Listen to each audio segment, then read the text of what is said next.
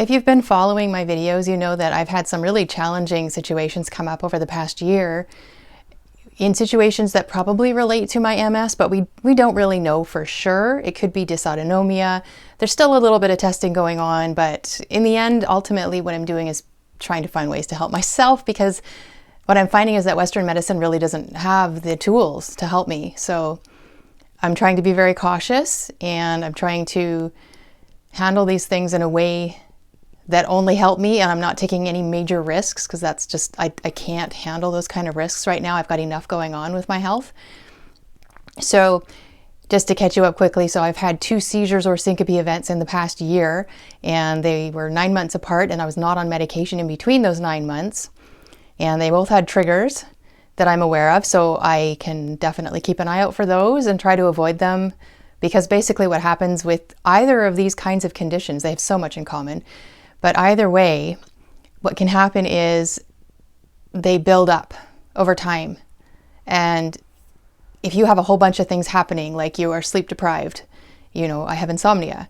If you are overheated, this last one I was in a hot shower. If you're stressed out, which I was. If you're dehydrated, which I also was. You add all those things together and you're basically saying, let's have an event. So I know that I have to pay a lot more attention to my triggers and see if there's too many of them together. I better lie down and put my feet up and hope and pray that I don't have another event. That's kind of what I have to do.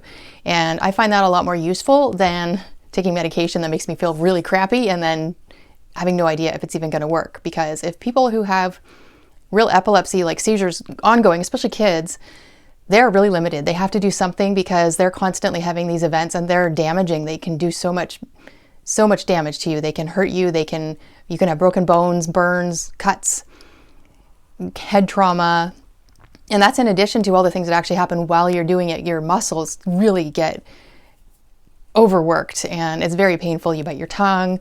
There's all kinds of awful things that can happen. So in that situation where you're constantly having seizures, then they can actually check and see if a medication is helping or not. They put you on a medication, even if it's got terrible side effects. If it's stopping your seizures, you might want to keep taking it anyway, because you just don't want to ever have another seizure again. But in my situation, there's no way to know if medication is helping or not. So I chose ultimately, after my second seizure, I was put on Keppra, and I tried to stay on it for as long as I could, although it made me feel absolutely horrible. You can probably look at some of my more recent videos and see how negative I am, because I was so angry and agitated and depressed and tired, and the kind of fatigue that it causes and the memory issues that it causes, this stuff really messes with your brain. And when you're on Keppra, and I was on a low dose even, my neurologist, as I mentioned in my other video, she wanted me to go up a dose higher. And since I was having so many troubles, I was already thinking, no way I would want more of that in my system. It's bad enough taking this as it is. So what I wanted to mention as well about the Keppra itself is that the memory issues it causes are very confusing. Your memory doesn't work, you're confused, you're fatigued, you've got cog fog. And I already have all of those things except for the anger, because I have MS and that's just part of my life now. But the memory issues that the Keppra caused for me were so much worse that I couldn't remember an event that happened the day before. I couldn't remember things my husband told me. I couldn't remember, well, of course, words. Words disappear, but that happens, especially when you get older.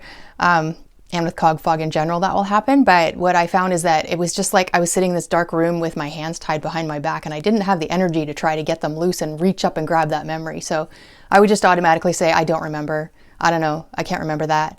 And sorry, that's just how it is. I don't have memory anymore for these things. So my short-term memory was really, really messed up. So my neurologist finally was able to book an appointment with me. As I said, that's the medical system. That's not my neurologist's fault. It's just how medical works here. It's very, very slow, and it's hard to get good tests, and it's hard to get in contact with any medical professionals these days. So she wanted to switch me to lamotrigine, which I had already kind of researched a bit, and looking at the side effects, considering that I'm the kind of person who gets side effects, I decided that I don't really want that either. And also, we'd never know if this stuff is working. Even if I was on it for 6 months and she gave me my driver's license back, then we still wouldn't know if 3 or 4 months later I might have another one, because that's how long it took for the next one to happen. So then what? You know, if it's, we want to be safe with my driving, but if you're not having these events very often, then you really don't know. And I have been pleased to talk with some people on some of the online forums who are, it's pretty rare, but in my situation where they have very, very rare seizures. And they're not on medication because there's no point. There's no way to know if it would even work. So that kind of backed me up a little bit. You know, it's just anecdotal, it's just an experience, but I think that matters. And ultimately it's my health, it's my body, and I don't like feeling that horrible, horrible feeling I was on the Keppra. So I decided to wean off the Keppra and not go onto the lamotrigine, which I told my doctor. And of course she was very unhappy with that, but I've also explained how I want to move forward with my own treatment. I am following a course here. I'm dealing with a naturopath. I'm exploring more options. I'm looking into functional or integrative medicine, which is very hard to find here, but I'm looking into it.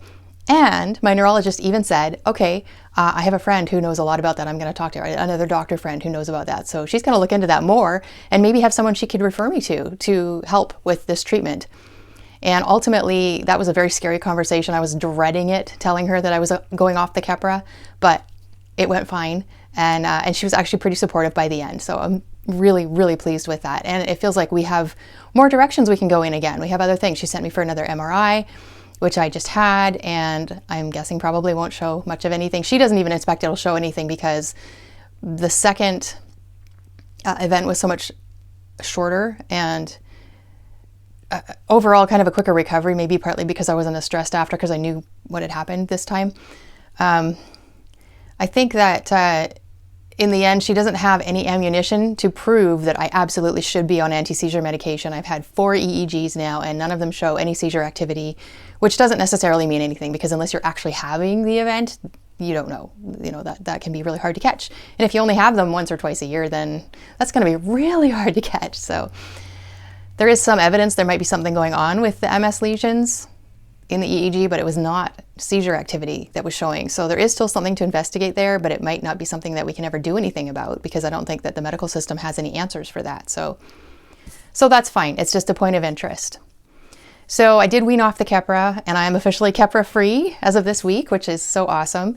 And the weaning process I think was a good idea. I did feel better and better and better as I started to get into lesser and lesser doses. I felt it was a very long, slow process, but I stuck with it exactly as it was written out, even though the plan was for me to go off of one and onto the other at the same time. I just went off Keppra. And I mean, maybe it's partly placebo. I'm just so happy to be able to go back to the detoxing treatments and things with my naturopath that I had to give up on. That certainly is a boost for me, but I feel so much more positive now. I feel more like I have some control, and it's still overwhelming to look over all of the possible options, but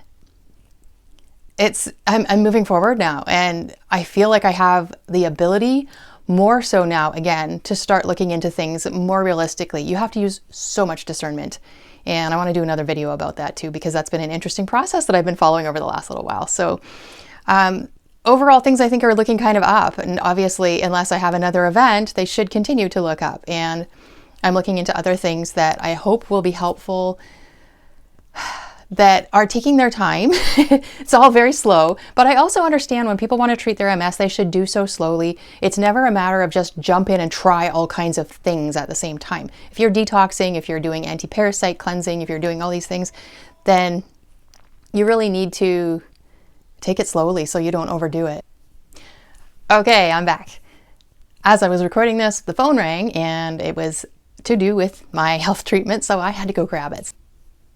So I think I pretty much finished what I wanted to say here, just pertaining to getting off Keppra, which was amazing. I'm so glad to be off Keppra, and I'm so glad that my neurologist is still going to work with me. And I'm still looking for answers and wading through a lot of information, and I want to talk more about that because there's some exciting new options and some frustrating ones as well. So there's lots more to explore, but now I finally feel like there's some hope again as far as trying to deal with my health situation in a very failing medical system, but we still have enough freedoms and opportunity here that there are some options that I think we can do to get things cleaned up a little bit better.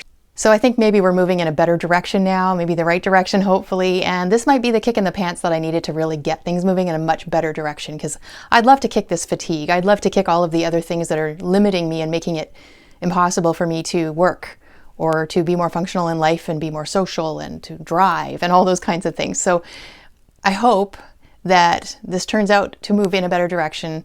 And as I was saying before the phone rang, I need to do this slowly because I don't want to overwhelm my system. I don't want to create more problems for myself. And I am at a point where I've lived with this for long enough that I think I can be patient and hopefully slowly see improvements over time.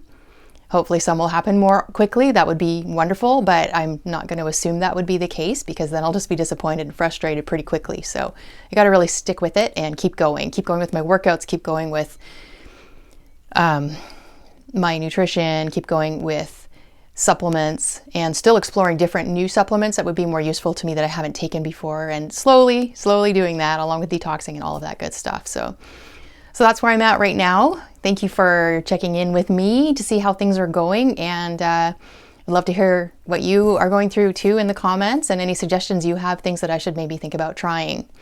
And I hope to share with you some more things that I'm working on and some more details about what I've been investigating and what I've found. I just wanted to add one more update. I actually recorded this a little while ago and then actually felt well enough to be a little more active and busy in my life, so I didn't get around to uploading my update. So now there are even more updates to let you guys know about. My next appointment with my neurologist ended up being absolutely horrible.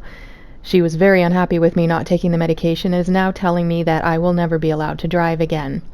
So I have to continue to pursue other options with different doctors to see if we can get that overturned or not, which is very difficult because everybody's kind of scared of this neurologist. So we'll see how that goes. In the meantime, I'm also investigating oxygen therapy, and although it's very difficult to get an oxygen concentrator anymore, I am trying to find one, and I'm working with some people to try and go ahead with that. So I'll definitely let you guys know how that goes as I pursue this. It's been a long process, but bit by bit, we're getting a little bit more in the right direction.